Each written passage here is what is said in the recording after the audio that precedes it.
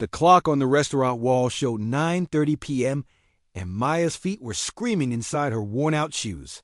She had been on her feet for nearly 12 hours straight, running between tables at Rosewood Restaurant, one of the fanciest places in downtown. Her uniform was wrinkled, her hair was falling out of its ponytail, and she could feel the exhaustion settling deep in her bones. But Maya couldn't stop. Not tonight. Not when her little brother David was lying in a hospital bed across town, waiting for surgery that would cost more money than she could make in 2 years of waiting tables. The doctors said they couldn't wait much longer. Every day that passed made his condition worse. Maya wiped down another table and glanced around the elegant dining room. Crystal chandeliers hung from the ceiling, casting warm light over tables covered in crisp white linens. The wealthy customers barely looked at her as she cleared their plates. To them, she was invisible, just another waitress in a sea of service workers. But there was one thing in the restaurant that always caught Maya's attention. In the far corner of the dining room sat a magnificent grand piano. It was black and shiny, probably worth more than most people's cars. Yet night after night, it sat there silent and untouched, like a beautiful bird that had forgotten how to sing. Maya knew pianos. She knew them better than she knew almost anything else in her life. Before everything fell apart, before her parents died in that car accident 3 years ago, before she had to drop out of music school to take care of David, piano had been her world. She could still remember the feeling of sitting at the bench, her fingers dancing across the keys, creating something beautiful out of nothing. The Juilliard School of Music had been her dream. For 2 glorious years, she had studied there, surrounded by other young musicians who understood that music wasn't just sound, it was life itself. Her professors said she had something special, a gift that couldn't be taught. They talked about concert halls and recording contracts and a future that sparkled like the chandeliers above her head. But life had other plans. When her parents died, Maya became David's guardian overnight. He was only 13 then, scared and alone.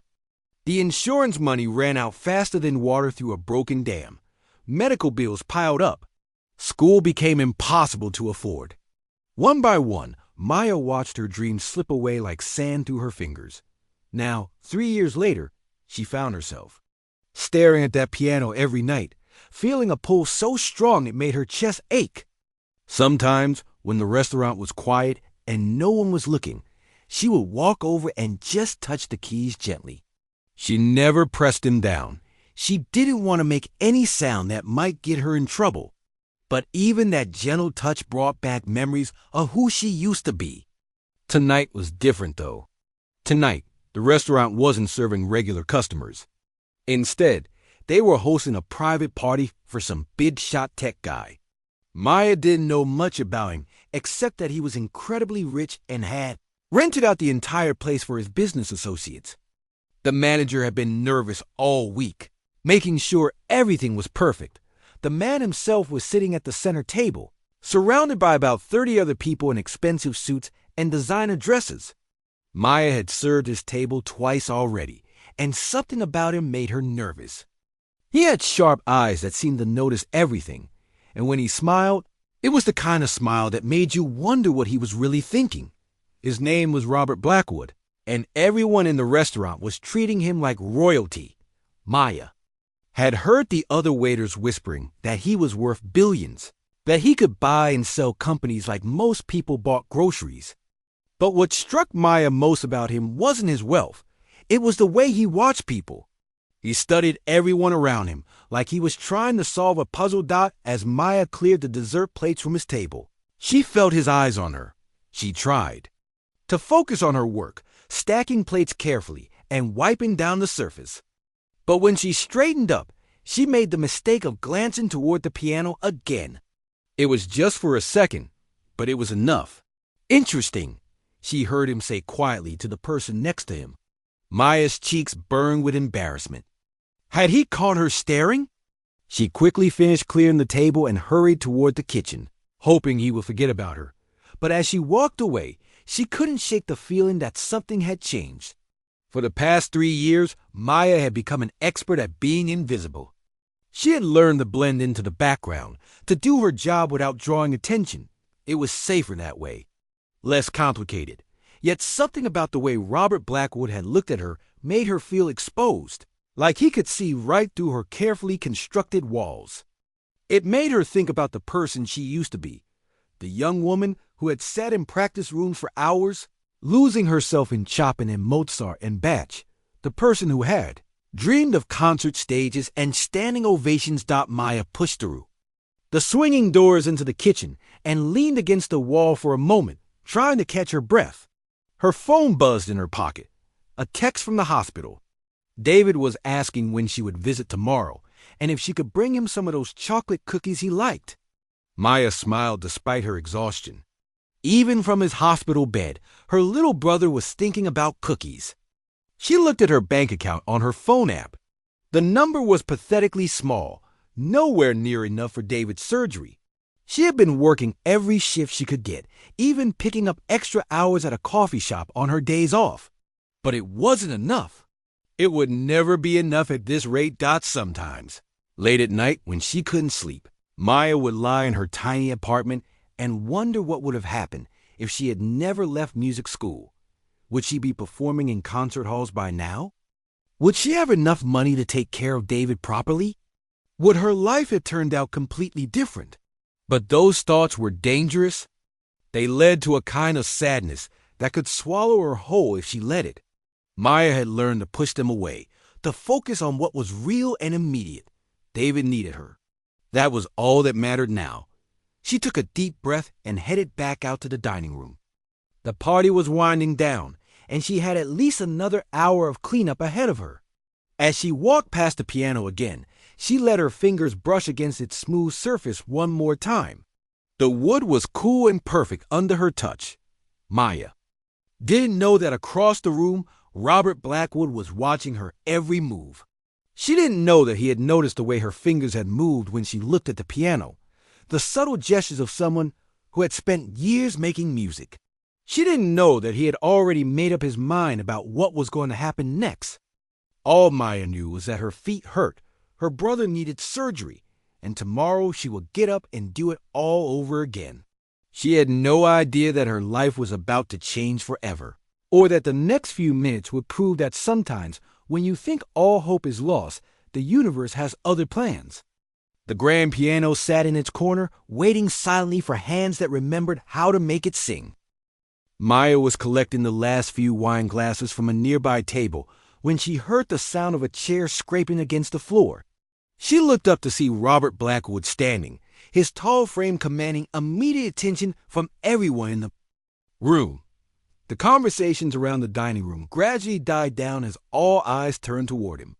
"Ladies and gentlemen," he said, his voice carrying easily across the restaurant. There was something in his tone that made Maya's stomach flutter with nervousness. She had served enough wealthy customers to recognize when someone was about to make a scene, and Robert Blackwood had that look in his eyes, the look of a man who was used to getting exactly what he wanted. Maya tried to continue clearing tables quietly, hoping to stay invisible. But as she reached for another glass, she realized that Robert was looking directly at her. Her hand froze halfway to the table. "I hope you'll indulge me for a moment," Robert continued, never taking his eyes off Maya. "I have a little proposition that I think will entertain us all." He gestured toward her with a slight smile that didn't quite reach his eyes. "You there, the young woman with the wine glasses. Could you come here for a moment?" Maya's heart started pounding so hard she was sure everyone in the room could hear it. She glanced toward the kitchen, hoping her manager might rescue her from whatever was about to happen. But Tony, the restaurant manager, was nowhere to be seen. She was completely on her own. "Sir, I'm just trying to finish cleaning up," Maya said quietly, hoping he would lose interest and move on to someone else. But Robert Blackwood didn't look like the type of man who gave up easily. "Oh, but this will only take a minute," he replied, his smile growing wider. "I noticed something interesting about you earlier, and I have a theory I'd like to test." He paused dramatically, making sure he had everyone's attention. "Tell me, what's your name?" Maya felt 30 pairs of eyes staring at her. The wealthy. Guests were all turned in their chairs now, watching this unexpected entertainment unfold. Some of them had their phones out, probably recording whatever was about to happen. Maya's cheeks burned with embarrassment. "Maya," she whispered, barely, loud enough to be heard. "Maya," Robert repeated, as if he was testing how the name sounded. "That's a beautiful name. Now, Maya, I couldn't help but notice that you keep looking at that piano over there." He pointed toward the corner where the grand piano sat in silence. "And when you look at it, something changes in your expression. It's like you're seeing an old friend you haven't spoken to in years." Maya's mouth went dry. How had he noticed that? She thought she had been careful, stealing only quick glances, when no one was paying attention. But apparently, Robert Blackwood paid attention to everything. "I don't know what you mean, sir," Maya said, trying to keep her voice steady. "I was just doing my job." Robert chuckled, and the sound sent chills down Maya's spine. "Oh, I think. You know exactly what I mean. You see, I've built my entire fortune on reading people. It's a skill that has served me very well over the years. And when I look at you, I don't see just a waitress. I see someone who has a secret." The room was so quiet now that Maya could hear the soft jazz music playing from the restaurant sound system. She felt trapped, like a deer caught in headlights. Every instinct told her to run, to escape to the kitchen and hide until this strange man and his friends left. But her feet seemed frozen to the floor. "Here's what I think," Robert continued, walking slowly toward the piano. "I think you know how to play this beautiful instrument. In fact, I think you know how to play it very well indeed." He ran his hand along the piano's polished surface. "Am I right, Maya?" Maya's throat felt like sandpaper. She couldn't lie. Not with everyone staring at her like this. But she also couldn't tell the truth. What would happen if her manager found out she had been fantasizing about playing the restaurant's piano? Would she lose her job? She couldn't afford to lose this job. Not when David needed his surgery. I used to play," she admitted quietly. "A long time ago." "Ah!" Robert exclaimed, clapping his hands together once. "I knew it. Ladies and gentlemen, we have a musician in our midst." He turned back to Maya with that unsettling smile. "And this is where my proposition comes in." Maya felt her stomach drop. Whatever Robert Blackwood was about to suggest, she was sure she wasn't going to like it. "Here's the deal, Maya," he said, his voice taking on the tone of a businessman closing the deal. "I want you to play something on this piano. Anything you want. It can be classical, popular, whatever moves you. Play it for us right now." "Sir, I really can't," Maya started to say, but Robert held up his hand to stop her. "Wait, I'm not finished yet. Here's the interesting part." He reached into his jacket pocket and pulled out his wallet. Maya watched in shock as he removed a thick stack of cash. "If you can play something that truly moves me, and I mean really touches my heart, I will give you $50,000. In cash. Right here. Right now." The room erupted in surprised murmurs. Maya heard someone gasp. $50,000. That was more money than she made in an entire year at the restaurant. It was enough to pay for David's surgery and have money left over. It was enough to change everything, but it was also impossible. She hadn't played piano seriously in 3 years. Her hands were rough from restaurant work, her fingers stiff from carrying heavy trays and washing dishes. What if she sat down at that bench and couldn't remember how to play? What if she embarrassed herself in front of all these people? "That's a lot of money," Maya managed to say, her voice shaking. "It is indeed," Robert agreed. "But here's the thing about money, Maya. When you have as much as I do, it stops being about the dollars and starts being about finding something real. Something authentic. I've heard 1,000 professional musicians play in fancy concert halls, and most of them left me feeling nothing at all. But sometimes, just sometimes, you find someone who plays from the heart. Someone who has something to say through the music." He stepped closer to Maya and she could see something intense burning in his eyes. I have a feeling you might be one of those people. The question is, are you brave enough to find out? Maya looked around the room at all the faces staring back at her. Some looked curious, others skeptical. A few seemed genuinely interested in what she might do. But all of them were waiting for her answer. Her phone buzzed in her pocket. Probably another text from David. The reminder of why she needed this money so desperately made her decision a little clearer. But it also made her more terrified. What if she failed? What if she sat down at that piano and proved to everyone, including herself, that her dreams really were dead? What if I can't do it? Maya asked quietly. What if I'm not good enough anymore? Robert's expression softened slightly. Then you'll be exactly where you are right now. No worse off than before. But if you don't try, you'll spend the rest of your life wondering what might have happened if you had been brave enough to take the chance. Maya closed her eyes for a moment, trying to steady her breathing. She thought about David in his hospital bed, asking about chocolate cookies while fighting for his life. She thought about her parents, who had sacrificed so much to pay for her music lessons when she was young. She thought about her professors at Juilliard, who had believed in her talent even when she didn't believe in herself. When she opened her eyes, Robert Blackwood was still watching her with that intense stare. The entire room was holding its breath, waiting to see what she would do. Maya took a deep breath and looked toward the piano. Her hands were shaking, but for the first time in 3 years, it wasn't from fear. It was from possibility. Maya's legs felt like they were made of water as she walked toward the piano. Each step seemed to take forever, and she could feel every pair of eyes in the room following her movement. The soft murmur of whispered conversations filled the air. Behind her, she caught fragments of what people were saying. This should be interesting, someone muttered with a chuckle. Poor girl looks terrified, another voice said, though it didn't sound particularly sympathetic. $50,000. To a waitress? Roberts lost his mind. Came from a woman with a sharp laugh. Maya tried to block out their voices, but they made her stomach twist with anxiety. These people saw her as entertainment, a curiosity to amuse them for a few minutes before they went back to their expensive lives. They had no idea what this moment meant to her, what was really at stake.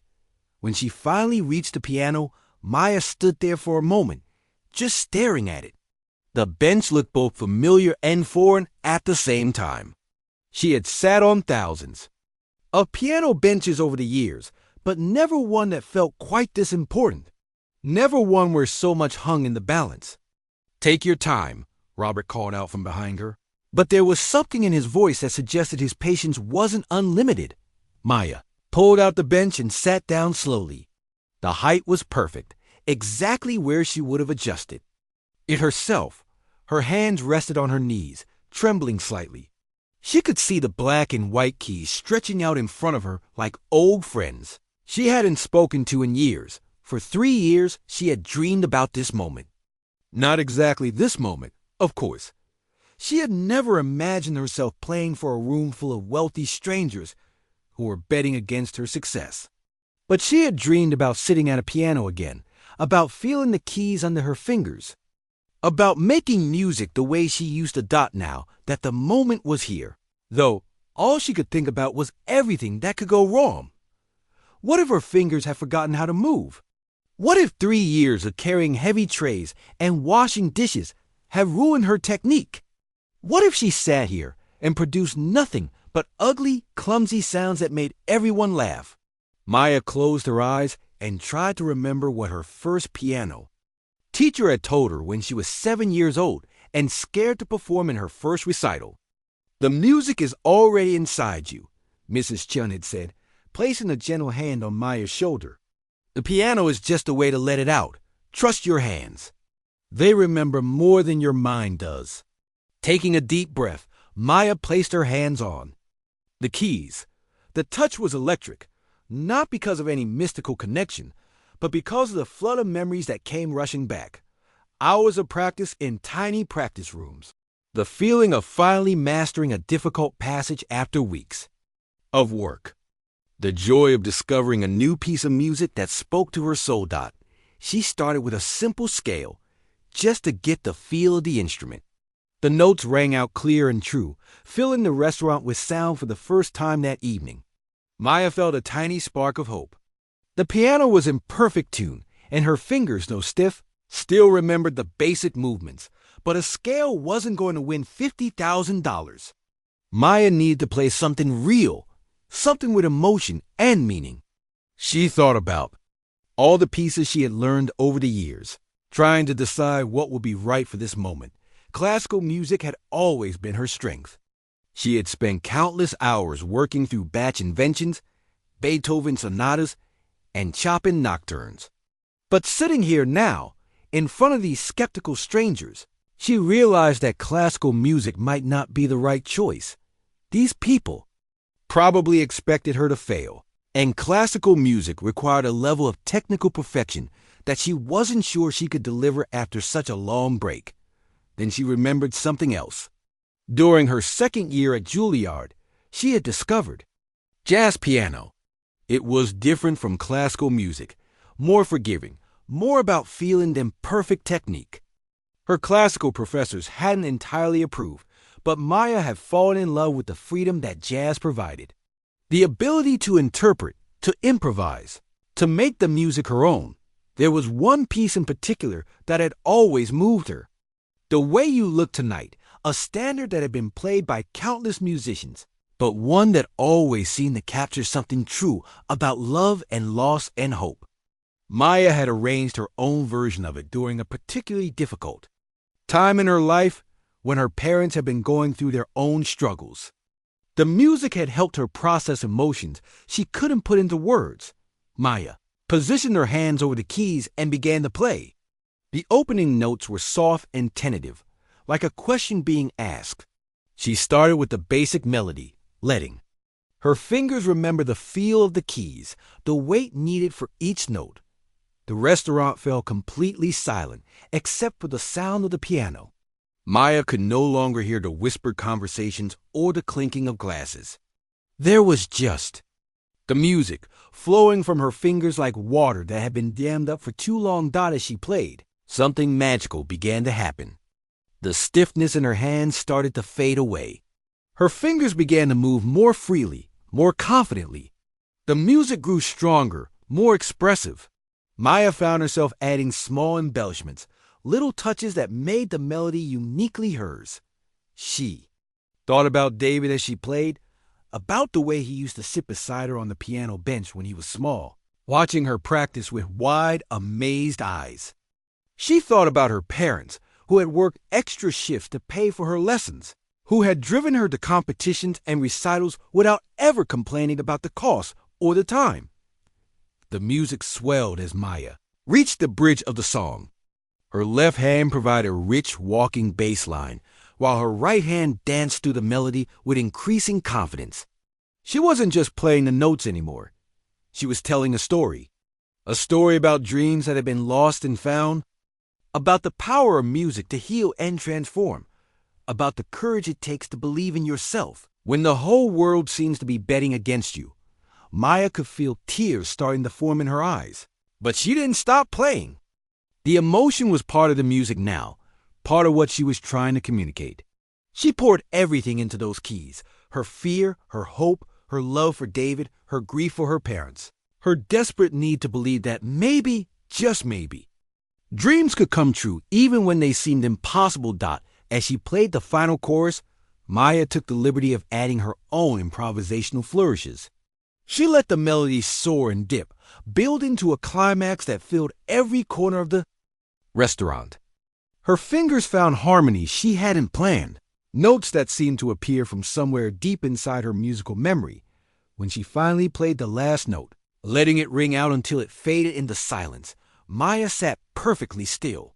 Her hands remained on the keys, trembling slightly from the intensity of what she had just experienced. For a moment, she had forgotten where she was, forgotten about the money, forgotten about the audience. She had just been a musician again, pure and simple. The silence that followed seemed to stretch on forever. Maya was afraid to look up, afraid to see the expressions on people's faces. Had she been good enough? Had she moved Robert Blackwood the way he had challenged her to? Or had she just made a fool of herself in front of 30 strangers? Her heart was pounding so hard she was sure everyone could hear it. The silence felt heavy, pregnant with possibility and judgment. Maya took a deep breath and finally raised her eyes to face whatever was coming next. The silence stretched on for what felt like hours, though it was probably only seconds. Maya sat frozen at the piano bench, her hands still resting on the keys, afraid to turn around and see the faces behind her. Her heart was beating so fast. She could feel it in her throat. Had she done well enough? Had the music touched Robert Blackwood the way he had challenged her to do? Then she heard it, a single slow clap echoing through the restaurant. Then another. And another. Maya finally found the courage to turn around, and what she saw took her breath away. Robert Blackwood was standing beside his table, clapping slowly and deliberately. But it wasn't the polite, automatic applause she had expected. There was something different in his expression. His sharp, calculating eyes had softened, and there was a look on his face that Maya couldn't quite identify. Was it surprise? Admiration?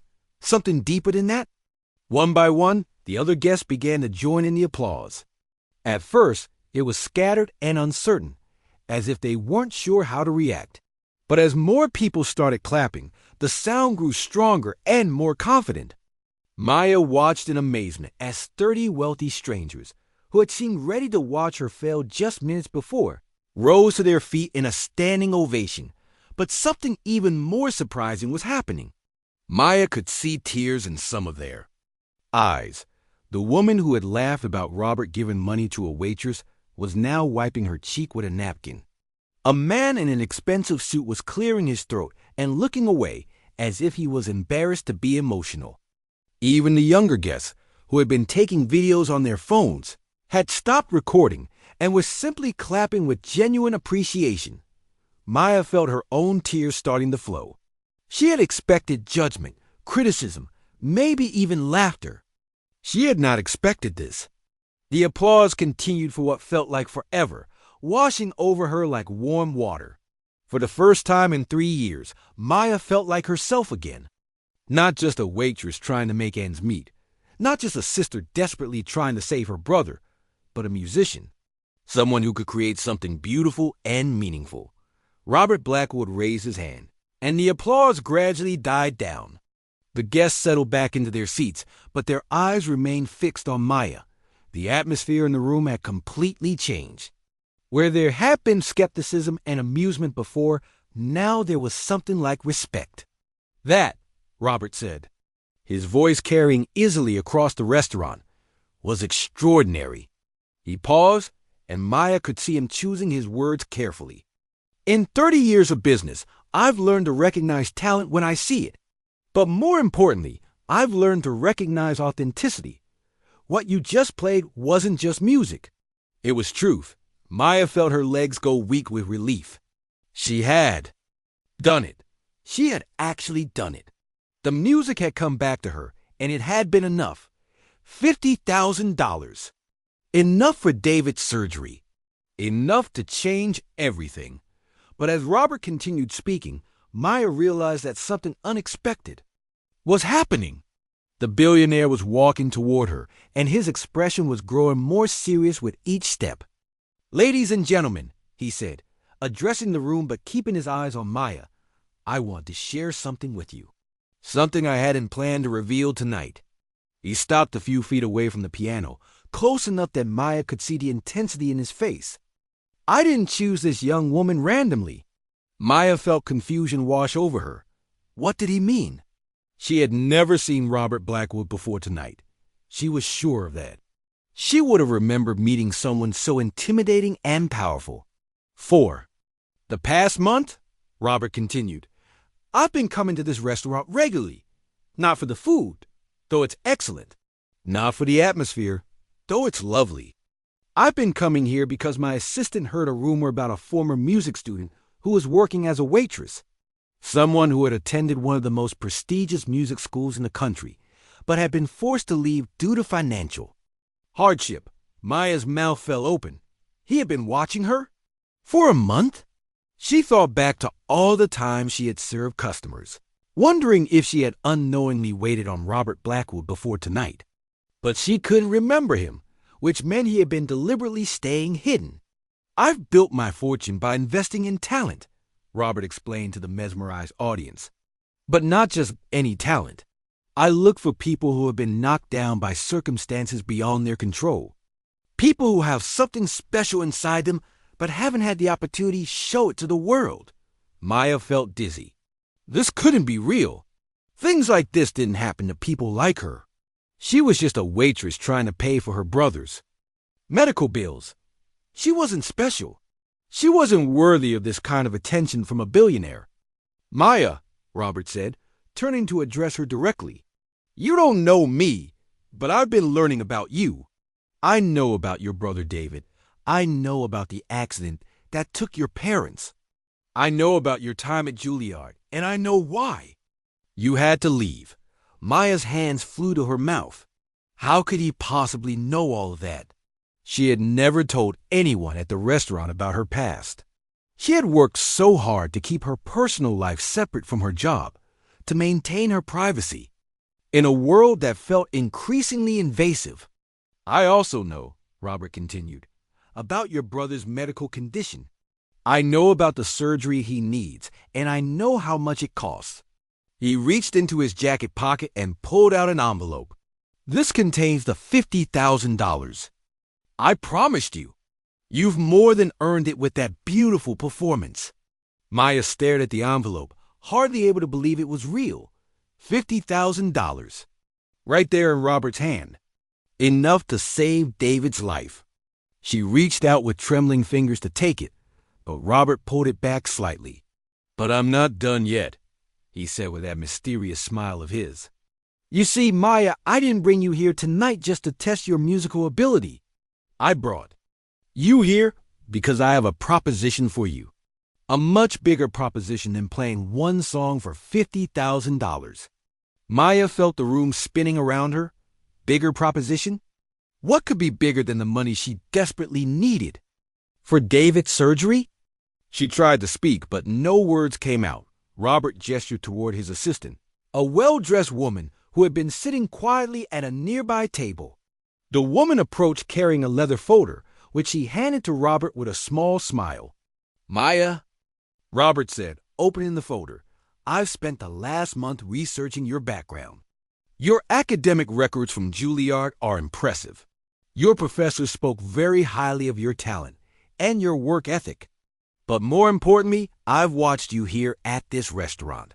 I've seen how you treat customers, how you handle pressure, how you carry yourself even when you think no one is paying attention." Maya's heart was pounding so hard she was sure everyone in the restaurant could hear it. What was he getting at? What kind of proposition could a billionaire possibly have for a waitress who played piano? "The truth is," Robert said, his voice growing softer and more personal, "I've been looking for someone exactly like you for a very long time. Someone with real talent who understands struggle. Someone who has something meaningful to say through their music." He paused and looked directly into Maya's eyes. "I think you might be that person." Maya opened her mouth to ask what he meant, but Robert held up his hand to stop her. "Before you say anything," he said, "let me tell you what I'm offering you. And I promise you, it's going to change your life in ways you never imagined possible." Maya could barely breathe as she waited for Robert to continue. The entire restaurant seemed to be holding its breath along with her. Even the soft background music had stopped, leaving only the sound of her own heartbeat thundering in her ears. She gripped the edge of the piano bench, so tightly her knuckles turned white. Robert opened the leather folder his assistant had given him and pulled out several official-looking documents. "Maya," he said, his voice gentle but clear, "what I'm about to offer you will sound impossible, but I want you to listen carefully before you respond." Maya nodded, not trusting herself to speak. Her mind was racing with questions and possibilities she didn't dare let herself believe. "First," Robert said, holding up the envelope of cash, "this $50,000 is yours regardless of what you decide about my other offer. You've earned it with that extraordinary performance, and it should be enough to cover your brother's surgery with money left over." Maya felt tears spring to her eyes again. David's surgery. It was really going to happen. Her little brother was going to be okay. The relief was so overwhelming, she felt like she might collapse right there at the piano bench. But Robert wasn't. Finished, he pulled out another document from the folder. "This," he said, "is a full scholarship offer to complete your degree at any music school of your choice. Not just tuition, but room, board, living expenses, everything. You could return to Juilliard or go to Curtis or Berkeley, wherever you feel your talents would be best nurtured." The room erupted in surprised murmurs. Maya heard someone gasp, a full scholarship to finish her degree? It was something she had dreamed about during those long, exhausting shifts at the restaurant, but never believed could actually happen. She had convinced herself that ship had sailed, that she was too old, too far behind, too broken by life's circumstances. "But wait," Robert continued, raising his voice slightly to quiet the crowd. "There's more." He pulled out yet another document. "Along with the scholarship, I'm prepared to establish a trust fund that will cover all of your brother's ongoing medical expenses. Not just this surgery, but any future treatments he might need. Physical therapy, medications, follow-up procedures, everything." Maya's legs gave out completely, and she sank back onto the piano bench. This couldn't be real. People didn't just walk into your life and solve all your problems like some kind of fairy tale. Things like this didn't happen to waitresses from broken families who had been forced to give up their dreams. "Why?" she whispered, the word barely audible. "Why would you do this for me? You don't even know me."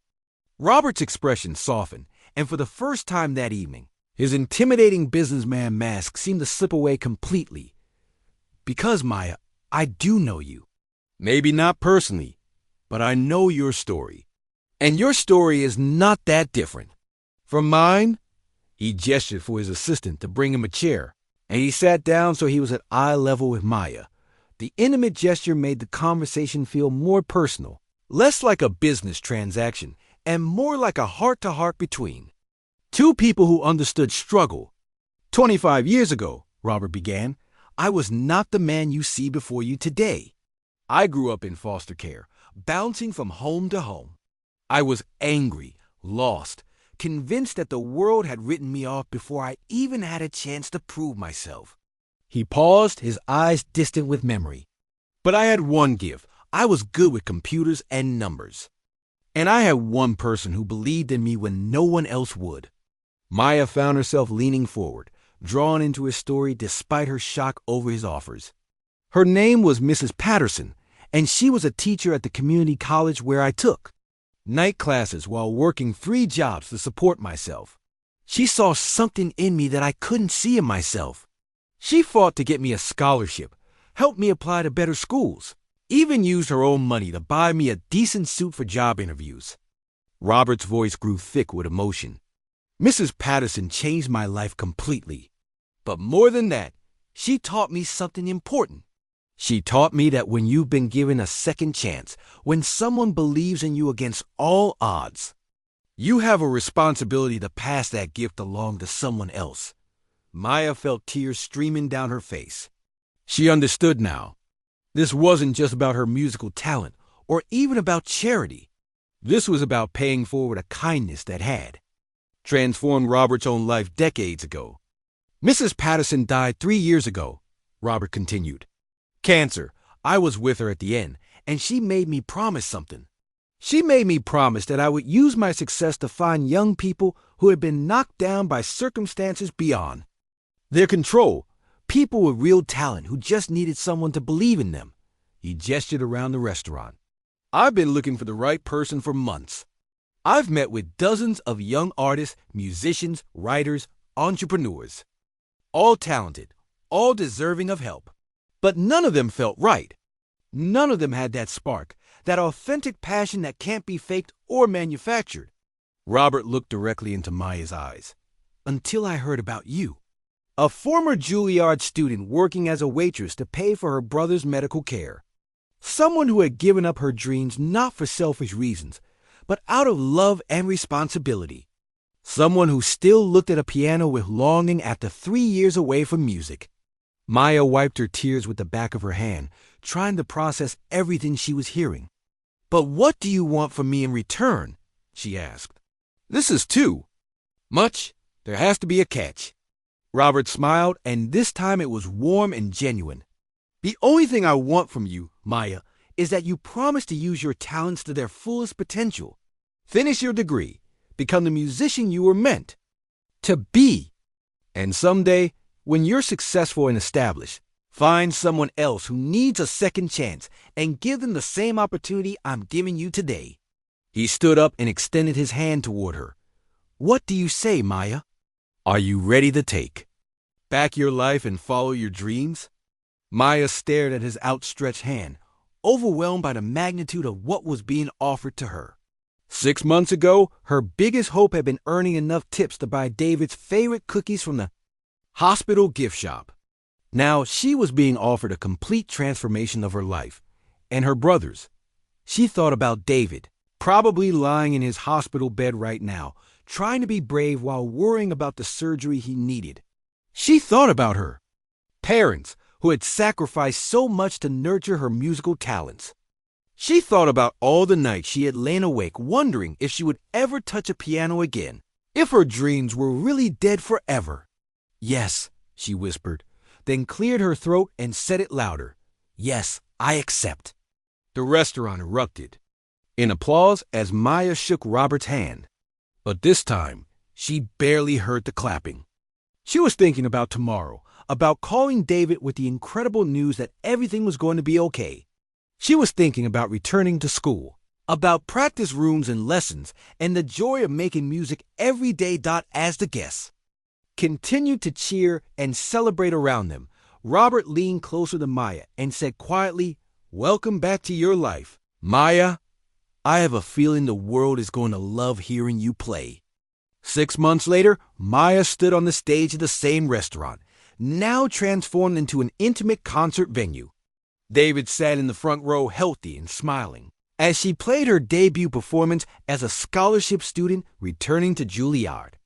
Robert Blackwood watched from his table, remembering Mrs. Patterson and knowing that somewhere, somehow, she would be proud of the promise he had kept.